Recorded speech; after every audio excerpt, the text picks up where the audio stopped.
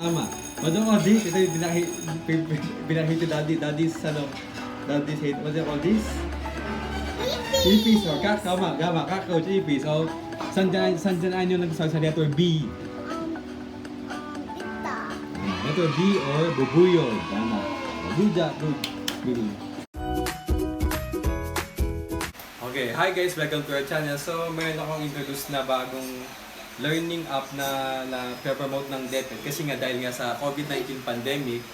So ngayon, ang mangyayari ngayon sa enrollment ng mga bata, imbis na mag face-to-face, balak na DepEd is alternative learning or parang distance learning or pwede through online, pwedeng to TV, radio. Tapos ngayon ang gamit namin dahil may kami internet access, so we use the DepEd Commons to ito. So guys, kung bago lang kayo sa channel namin, please don't forget to like and subscribe dito. So nakita namin to. So ang gagawin lang nyo, parang magalaging lang na kayo. Yung gagawin nyo is enter na yung school name. Yung school name, tapos name na student, tapos yun na. Papasok sa dito sa site na to. So dahil si Ana is kindergarten. So we take the kindergarten, syempre. Kindergarten, yan. Ayan, tapos you will select the grade level. Select grade level, kindergarten. Yan. Tapos ito, may mga categories, mga tungkol sa letter, mga letters, mga M, A, ganito. So, ganito maging ano yung mga quizzes. Yan. Daddy is showing something. Ha? Ayan. Mga to. Yan, example yan, titik M. So, yung example, ito yung titik B. Punta kami sa link ng yan, sa DepEd, mismo outside ng DepEd Commons. Yan. So lalabas yung parang quiz. Yan. Tapos, click niyo yung play quiz. Yan. Loading siya. Yan.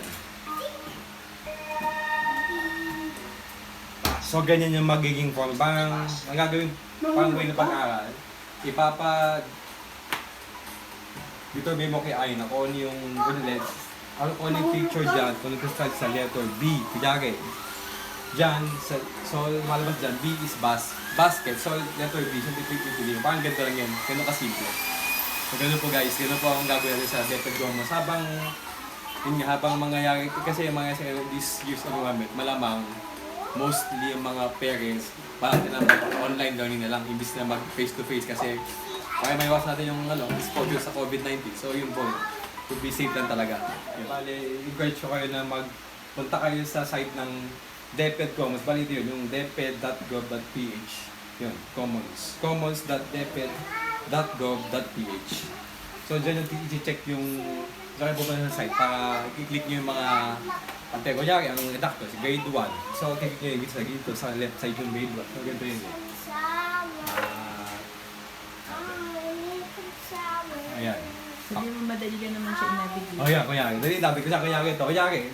Kunyari ang anak ko is grade 1. Yan, may mga level naman dyan eh. Makikita naman nyo dito yun eh. Dahil nga yung anak namin is incoming kindergarten. So ang pinili namin is syempre kindergarten. So pag click nyo, ito lalabas niyan.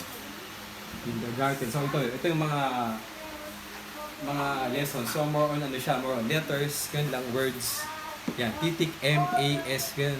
Kailangan talaga ng sobrang, lalo na pag pre-kindergarten, kailangan talaga super habang pasensya kasi nga, lalo na kasi pag gandang age kasi, usually pag mga below 5 years old, mga 4 to 5 months, usually yung span ng kanyang attention, sobrang iksi lang, super iksi, kailangan talaga, pag kailangan tiyempo mo yung attention niya na sabihin niya, ay, mami, I want to learn to write, I want to read. Pag ganun, kailangan gawin nyo agad. Kasi kung di nyo ginawa, wala na. Pag wala sa mood yung bata, huwag nyo pilitin. Yung unang dyan. Pag nasa mood yun, tsaka nyo gawin talaga. Yun po advice ko sa inyo. Lalo na pag kindergarten yung anak nyo. So, yun lang po guys. Yun ang magandang tip ko sa inyo. Ayun. So guys, naisip namin ganun ng wife ko na every morning, mayroon kaming at least 1 hour na lesson sa anak namin na incoming kindergarten. Ano kaya?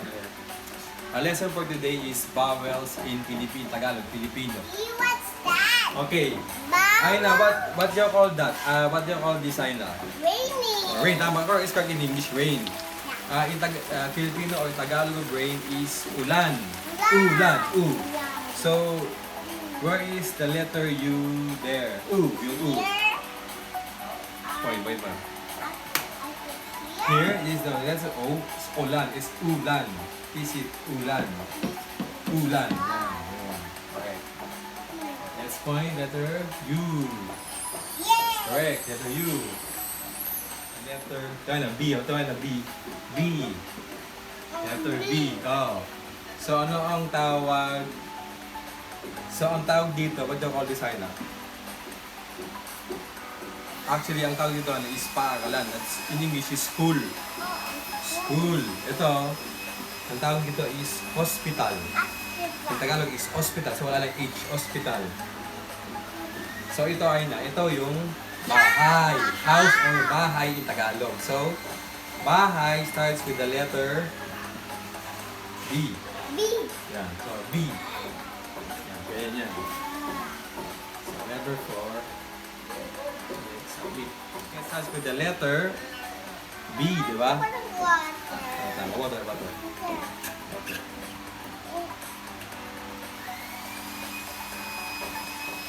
Yan. Alam niyo pala yung basket eh. Alam niyo. Next time.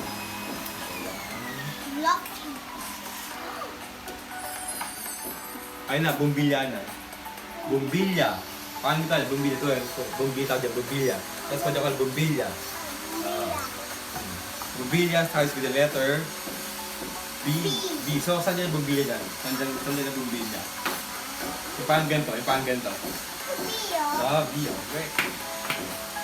Bumbilya ito. Bumbilya tawag bumbilya. Tapos pa dyan bumbilya. Bumbilya starts with the letter B. So, saan yung bumbilya dyan? Saan yung bumbilya? Ipang ganito. B, okay. Pwede kayo, bicycle. Or actually, it's what you call motorcycle. So, motorcycle is, in Tagalog is motorsiklo. What do you call this, Aina? Car, tama, car. In car, in Tagalog is kotse. Word. What do you call this, Aina? This? Ambulance. Correct. Galing ba? In Tagalog is ambulansya. Okay. Aina, what do you call this? Tama, boat. So, boat in Tagalog is bangka. So, boat start with letter what? Letter B. What do you call this? Letter B. It's letter B. So, boat starts with letter B. So, you press letter B here. Letter B. Wow, correct. So, kasi bote starts with the letter B. Bote. Or in English, battle. This is battle. China. Dal. Or in Tagalog is manika. Ito ang tawag dito? Manika. Ang tawag dito, Aina? What do you call this? Soap or sabon in Tagalog. What do you call this? Kite. Or in Tagalog is saranggola. Tama, this is the correct answer. Kasi battle starts with the letter B. Battle or bote. Bote in Tagalog. So, letter B. Next. Ano mo dyan call design na? Banana. So, letter, or in Tagalog, saging. S. Saging. Wow. What do you call this? No, this is what you call avocado. Anong tawag dito? No, but this is what you call coconut or buko in Tagalog. Buko. So it's buko starts with the letter B. Letter B. Letter B. Buko. Ay, hindi maganda yung buko. Hindi maganda yung What do you call this? Tama, bag.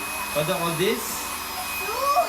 Sapatos or shoes. So, saan dyan ang nag-start sa letter B? Saan dyan? Ano? Bag? Letter B, bag. Tama, correct. Letter B is bag, is the correct answer. Letter B, bag. What do you call? Also. What do you call this? Elephant. Tama, elepante. What do you call this? Cow o in Tagalog is baka. So, ang baka starts with the letter what? B. Base. B. B. So, letter The B. B. Tama. So, ano tamang sagot dyan? Letter baka. Saan? Letter back. Saan yung baka dyan? Saan yung cow? Baka. Saan yung cow or baka? Point po. Bago. Oo, tama. What do you call this, Aina? Aina. What do you call this? B. B in Tagalog or bubuyog. Ayun, bubuyog. B. Bubuyog nga. Bubuyog. What do you call this? Ants or langgam. What do you call this? Fly or lango. Tama. What do you call this? Ito yung pinahit yung daddy's ano? Daddy's hate. What do you call this?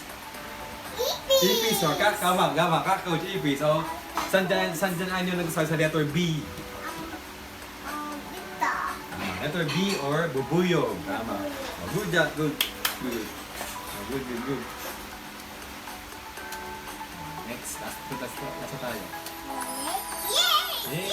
Yay! Good job, Daddy. Good job. Ay na. One last. One na. Tapos na pala yun.